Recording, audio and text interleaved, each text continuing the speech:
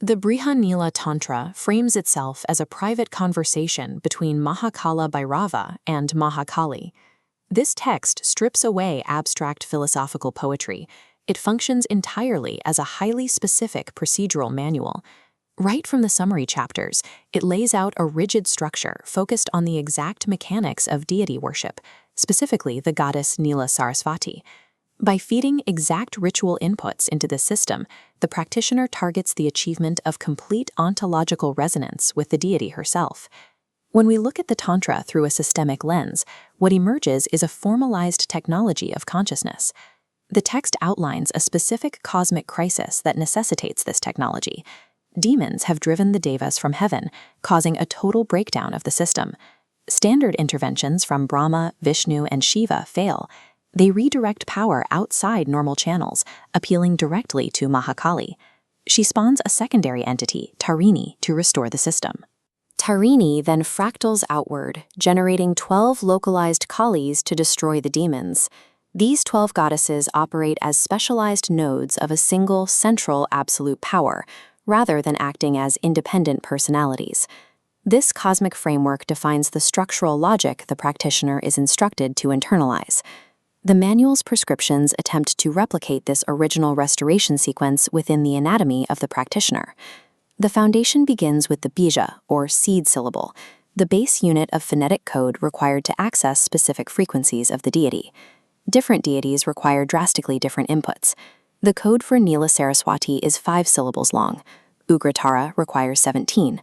Mahakali requires 22. The text does not treat these as symbolic representations. Within this logic, these syllables function as the literal, concentrated acoustic essence of the deity, but simply reciting the code does nothing. The mantra requires an ignition sequence, known as the kuluka, to become operational. The kuluka functions as a secondary sequence, in this case, hrim, strim, hum, that must be performed to trigger the latent power of the primary mantra.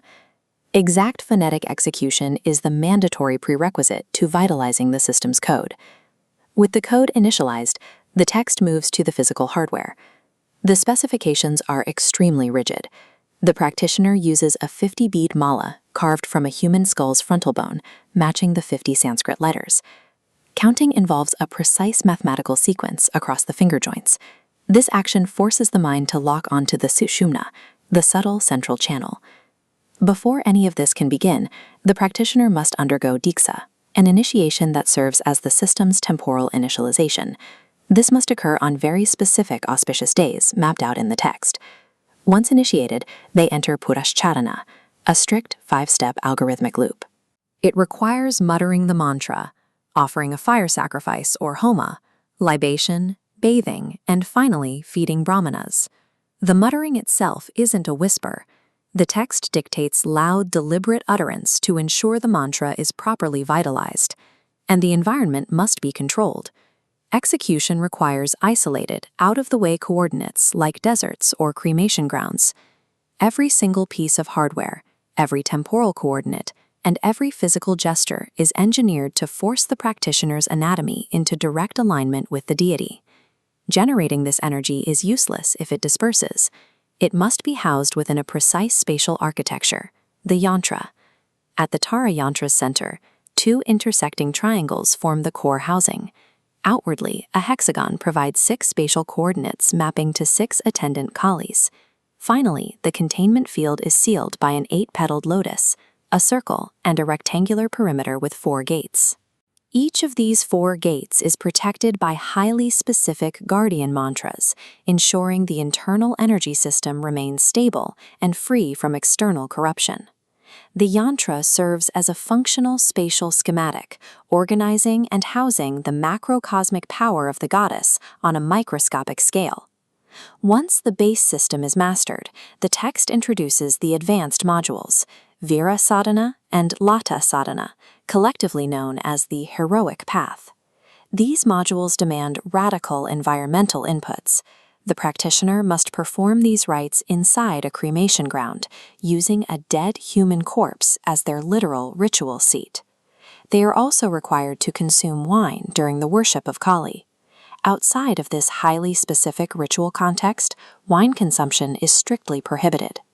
According to the text, wine carries a permanent curse laid down by the sage Sukra. Consuming it is a deliberate, calculated act of transgression. This violation of social taboos acts as a psychological shock mechanism. It is engineered to break down the orthodox conditioning of the practitioner's mind. The heroic path actively weaponizes taboo, using extreme behaviors to shatter the inherent limitations of human perception. This brings us to the ultimate function. The external geometry of the yantra perfectly matches the practitioner's internal subtle anatomy. The phonetic code is mapped internally. Target syllables like hum and fat are installed directly into energy centers at the base, navel, and heart. We start in the default human state, known as pasu, the bound beast, trapped entirely by biological and societal conditioning. By executing the transgressive rites of vira, the practitioner systematically dismantles those internal limitations. This leads to the final output state, divya. Here, the practitioner achieves identical reality with the divine source. In this final state, the practitioner is no longer worshipping Tara as a separate entity. They have executed a systemic upgrade to become Tara. This text documents a specific technical pathway for the ontological transmutation from beast to divine reality.